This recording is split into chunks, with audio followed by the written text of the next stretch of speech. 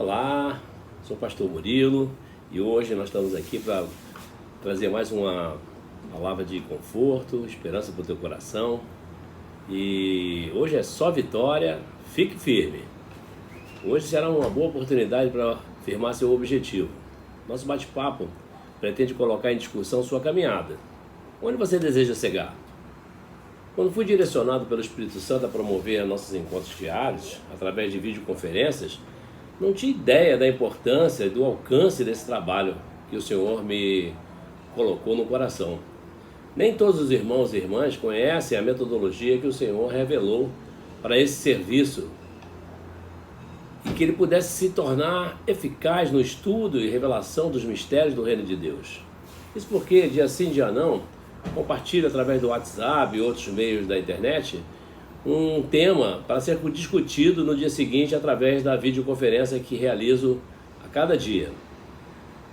Portanto, esse trabalho difere das lives que são veiculadas na internet e que se caracterizam por monólogos ou apresentações de cultos, louvores e pregações.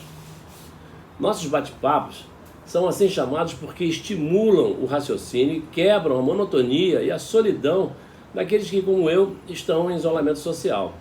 O nosso bate-papo online é uma sala de conversa informal, bem descontraída, que reúne um grupo indeterminado de irmãos em Cristo através dessas videoconferências para conversar sobre o tema bíblico apresentado sempre no dia anterior. O sistema é bastante simples.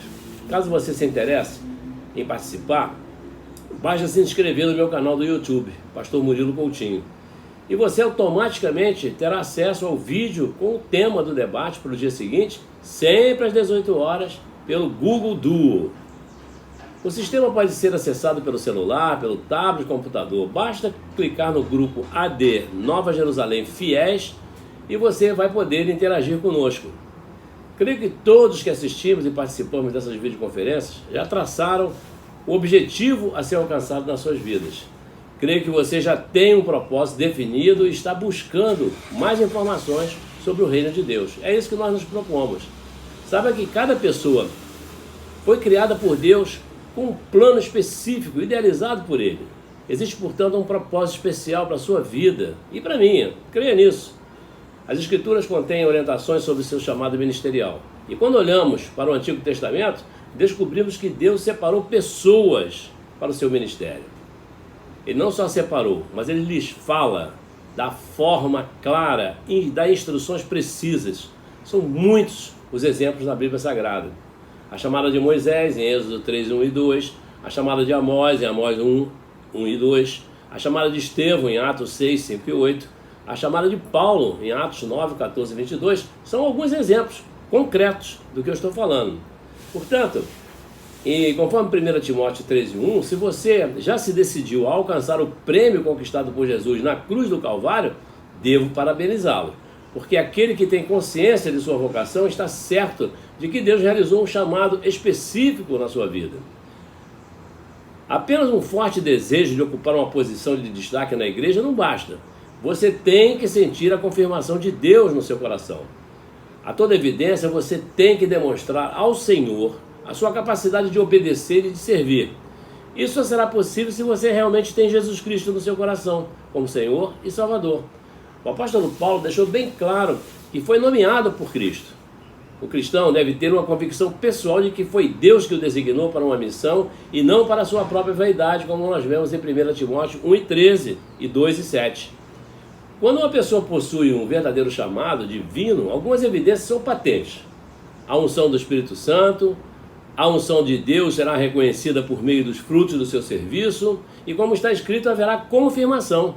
Em Salmos 90, versículo 17, está escrito: seja sobre nós a formosura do nosso Deus e confirma sobre nós a obra de nossas mãos. Sim, confirma a obra de nossas mãos. É uma maravilha. Quantas vidas você tem? Eu estou perguntando se você divide sua vida em igreja e fora da igreja. Você costuma se envolver nas obras da igreja? Em 1 Coríntios 15, 58, Deus nos ensina a sermos firmes e constantes, sempre abundantes na obra do Senhor, sabendo que o nosso trabalho jamais será em vão no Senhor. Mas o que é ser firme, constante e abundante? Ser firme é estar convicto de que escolheu o caminho da verdade, da vida, e que está determinando ou determinado a superar todos os obstáculos, porque seu trabalho não será em vão, como está escrito. Ser firme é fazer o seu trabalho sem se importar com o comentário das outras pessoas. Ser constante é estar sempre disposto a servir. Ser abundante é fazer com excelência o que Jesus pede, conforme Lucas 17:10. Ser um servo útil, um mordomo fiel. Para que você possa ser firme, constante e abundante na obra do Senhor, tem que estar focado na carreira que foi proposta para a tua vida, para a tua salvação. E se dermos importância para quem critica negativamente, não faremos o nosso trabalho com excelência. Há obstáculos à frente, todos nós sabemos, e foi Jesus quem nos alertou de que enfrentaríamos tribulações e aflições, mas também foi Jesus que nos garantiu que, como Ele, nós venceremos. Haverá muitos desejando te desencorajar, inclusive na tua própria casa, mas você deverá estar focado no seu propósito, como Davi, por exemplo, que nos deixou um exemplo em 1 Samuel 17:28. Abra sua Bíblia e confira comigo. Então, você deve servir a Jesus sem buscar reconhecimento dos homens. É o Senhor quem te dará o galardão da herança. Conforme Colossenses 3:24 e conforme Efésios 6:8, Deus te recompensará. Não desvie a tua atenção, ignore as distrações e os embaraços. Fique focado no Senhor e não se perturbe, não se inquiete o vosso coração, como está escrito em João 14:27. Mantenha o foco em Jesus. Essa é a chave da vitória.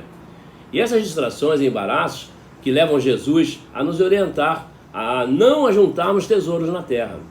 Ele está falando em Mateus 6:2 e 6:5 e 6:16 que nossas práticas religiosas estão mais ligadas às nossas próprias vaidades do que ao seu reino.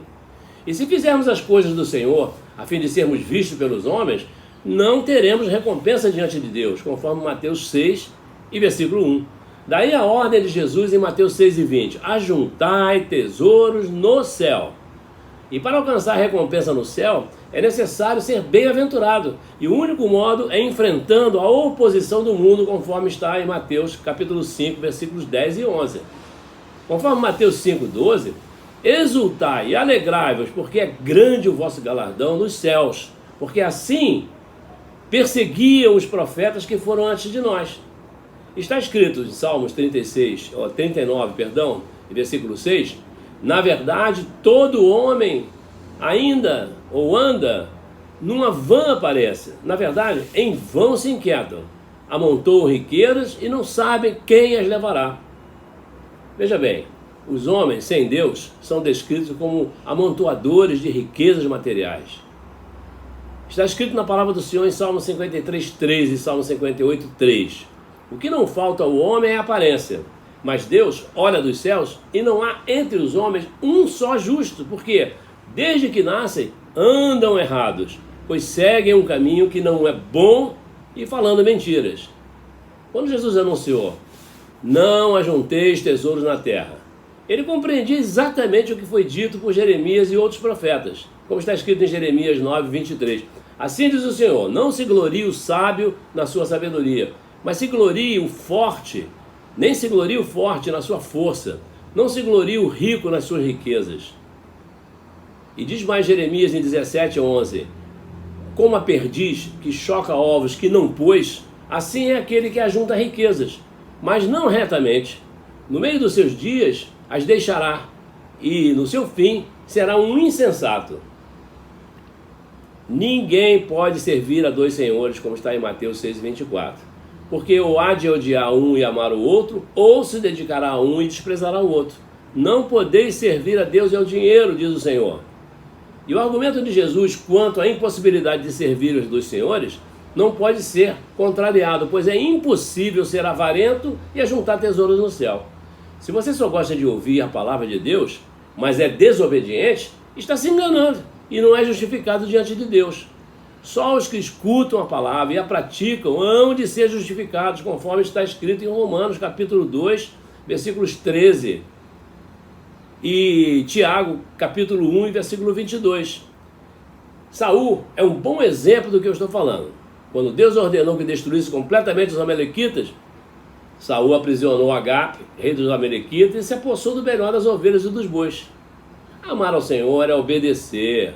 1 João 5,3 deixa isso muito claro. E se alguém crê em Cristo, obedece a Deus. Portanto, se faz servo leal, se faz mordomo fiel. Mas quando o homem busca a glória um do outro, não busca a honra que só vem de Deus, conforme João 5,44. E diante da impossibilidade de servir a Deus e servir a si mesmo, Jesus exorta: não andeis ansiosos pela vossa vida, quanto ao que é a vez de comer ou beber, como está em Mateus 6,25. Queridos, vivemos preocupados com o que havemos de comer, beber ou vestir, como se desconhecêssemos a verdade que o nosso corpo é muito mais valoroso para Deus do que toda a nossa riqueza, toda a nossa vaidade e soberba, conforme Mateus 6, 25 e 26. Os filhos de Israel não entenderam a missão do Messias, pois queriam o reino, porém um reino escolhido por Deus, por decreto, como vemos em Salmo capítulo 2, versículo 6. Primeiro veio como pedra angular, com a missão de edificar um templo santo ao Senhor. Pois só após construir o templo, que é a igreja, o reino de Cristo lhe será dado e firmado para sempre, conforme Deus havia prometido a Davi. Este edificará uma casa no meu nome e confirmarei o trono do seu reino para sempre, conforme vemos em 2 Samuel 7,13. A pedra angular se tornou pedra de tropeço, uma rocha de escândalo para os descrentes. Está escrito em 1 Pedro 2,8. E uma pedra de tropeço e rocha de escândalo para aqueles que tropeçam na palavra, sendo desobedientes, para o que também foram destinados. Em resumo, tudo que Jesus ensinou está assim colocado: mas buscai primeiro o reino de Deus e a sua justiça, e todas essas coisas vos serão acrescentadas. Não vos inquieteis, pois, pelo dia de amanhã, porque o dia de amanhã cuidará de si mesmo. Basta a cada dia o seu mal, como está em Mateus 6, 33 e 34. Nosso bate-papo traz a mensagem do Mestre, e é a mesma: devemos buscar o reino de Deus e a sua justiça, como vemos em Mateus 5,33. Pois somente através do reino de Deus acessaremos a justiça divina, que nos dá direito a passar pela porta estreita, Mateus 5,20. E por causa dessa justiça seremos perseguidos e bem-aventurados, ajuntando assim tesouros no céu, como vemos em Mateus 5, 10 e 12. Olhem bem, através do tema o reino de Deus e a sua justiça, você percebe a coerência do discurso sobre a busca do reino dos céus. Buscar é o mesmo que encontrar, investigar, ou seja, significa que devemos estar ocupados em descobrir, identificar o reino de Deus. E como vemos em Filipenses 3:9, e seja achado nele. Então, não basta descobrir e identificar, é necessário que sejamos achados nesse reino, não tendo a nossa própria justiça, que vem da lei, mas a que vem pela fé em Cristo, a justiça que vem de Deus pela fé.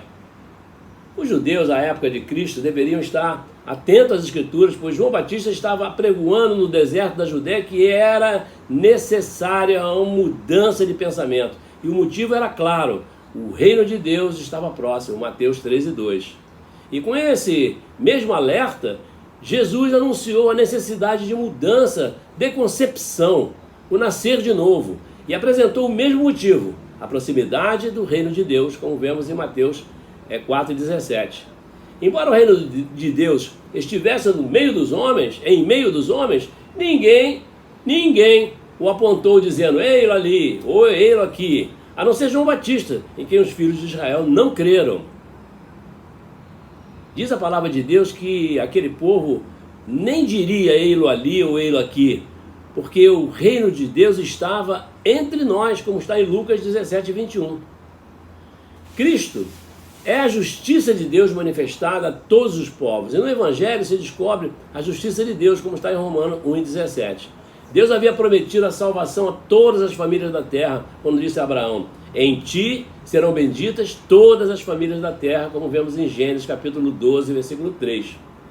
É em função do que foi dito a Abraão que Deus anunciou por intermédio de Isaías que o Messias seria a salvação para todos os povos. Confira na sua Bíblia, Isaías 49, versículo 6. O Messias veio conforme a profecia que dizia: alegra-te muito, ó filha de Sião, exulta, ó filha de Jerusalém, eis que o teu rei virá a ti, justo e salvo, pobre e montado sobre um jumentinho, e sobre um jumentinho filho de jumenta. Zacarias 9:9. E de fato Jesus adentrou nas cidades, sentado e aclamado como rei num jumentinho, mas foi rejeitado e morto por seus irmãos, segundo a carne. Mas isso mostra que o nosso trabalho será árduo, será duro. Portanto, meus amados irmãos, sede firmes e constantes, sempre abundantes na obra do Senhor, sabendo que o vosso trabalho não é em vão no Senhor, como vemos em 1 Coríntios 15:58. Revestidos de poder pelo Espírito Santo, ide, anunciai as boas novas do reino de Deus a todas as criaturas de todas as nações e batizai em nome do Pai, do Filho e do Espírito Santo. Fazei discípulos, fazei discípulos. Não desanime, porque como está escrito em 1 Coríntios 13:8, o que planta e o que rega tem um só propósito, e cada um será recompensado de acordo com o seu próprio trabalho. Pronto, nosso bate-papo fica por aqui. É só a vitória. Fique firme, graça e paz. Deus te abençoe. Amém.